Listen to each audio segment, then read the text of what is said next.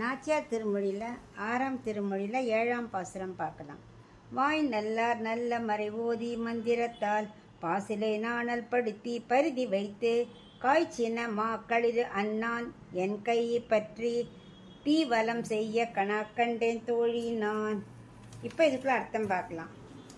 இப்போ கல்யாணத்துக்கு வேணுங்கிற மந்திரங்கள்லாம் சொல்கிறதுக்கு நல்லா வேதம் ஓதுபவர்கள் நல்ல சிறந்த வேத மந்திரத்தை அந்தந்த சடங்குக்கு ஏற்ற மாதிரி சொல்கிறாளாம். மந்திரத்தை சொல்ல ஆரம்பிச்சுட்டா அதுக்கு முன்னாடி என்ன பண்ணா, நல்ல பசுமையான நாணல் புல் இருக்கு இல்லையா, தர்பைன்னு சொல்லுவோம், அதை ஹோமகுண்டத்துக்கு தீவிர பரப்பி அப்புறம் சமித்தெல்லாம் வச்சு அக்னி வளர்க்குறா.